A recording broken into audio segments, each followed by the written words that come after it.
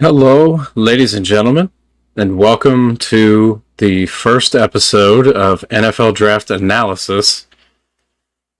Needed some time to let the draft sit. I know a bunch of people have been getting their stuff out there immediately.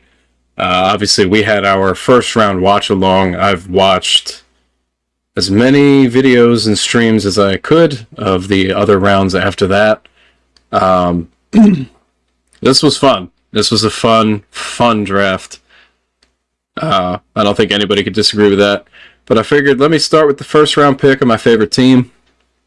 So the Eagles, for the first time in 22 years, selected a cornerback with their first round pick. Quinyon Mitchell out of Toledo. Depending on the draft boards you were looking at, he was at least at a minimum top 3 corner pick. There were some that had Terrion Arnold a little higher. There were some that even maybe had Cooper DeJean a little higher.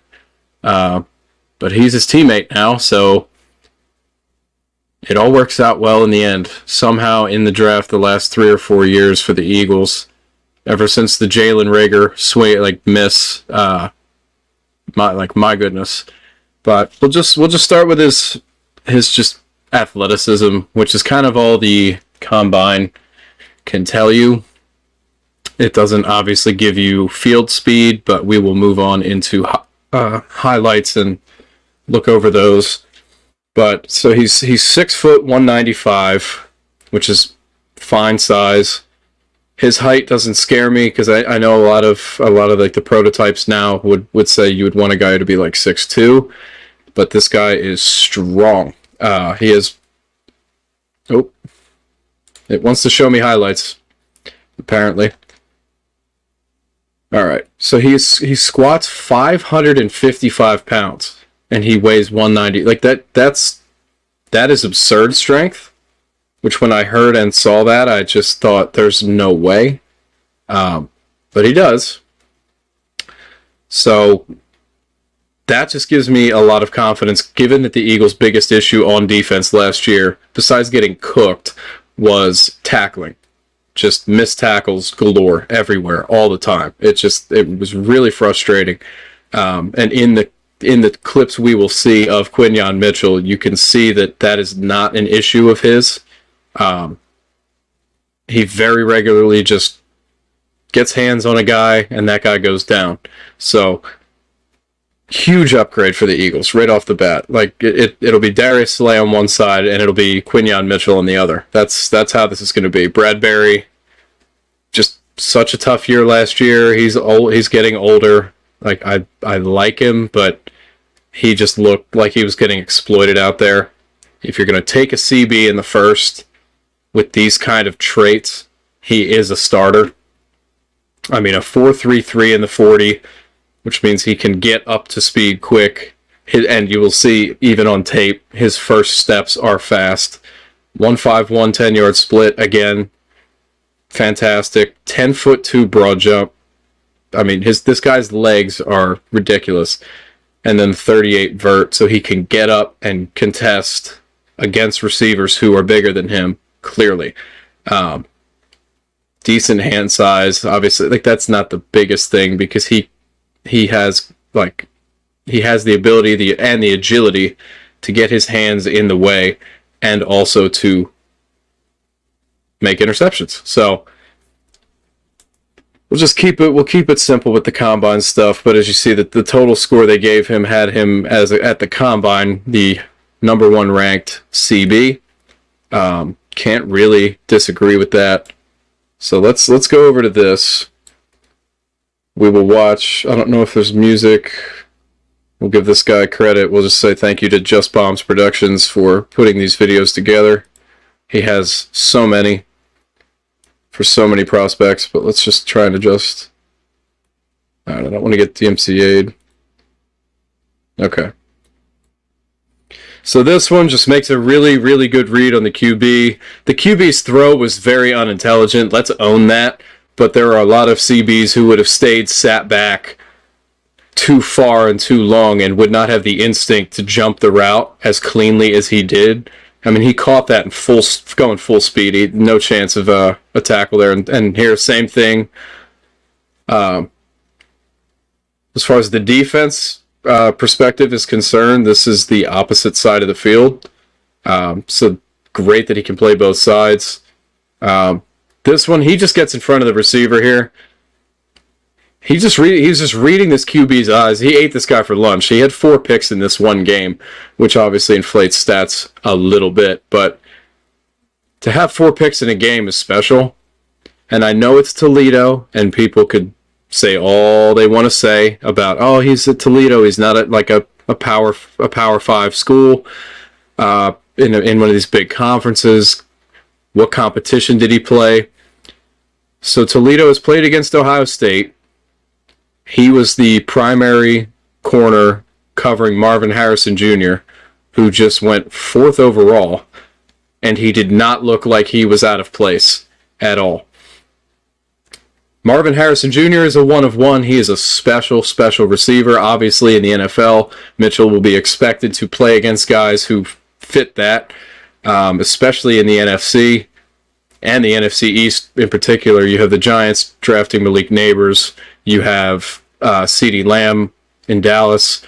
And then you go down to Washington and you have scary Terry McLaurin. So he's gonna have his work cut out for him. Obviously, Slay will be on the number ones a lot. Mitchell will have a chance to be on the ones a lot. But I just like what I see. He plays physical. He's not afraid to be all over guys. Let's take a look at this one. Yeah. Great, another great job jumping a route. That receiver was hanging off him, and it didn't even look like it bothered him after this. I mean, he's literally just holding his leg, and he's like, nah, I'm too strong. Thank you for trying. Ooh, I love blitz packages. See, I kind of made this fun because I haven't seen this highlight video. I saw another one that just wasn't. It was only like 2.5 minutes, and I know that's expected. He's a corner. Let's see. Okay, so deep zone. And just jumps up again. The last little frame you see before that ball is thrown is there's a big gap between receiver and Mitchell, and Mitchell just reads that instantly and jumps up, makes the play. He has very good hands for a corner, which is obviously a valuable asset.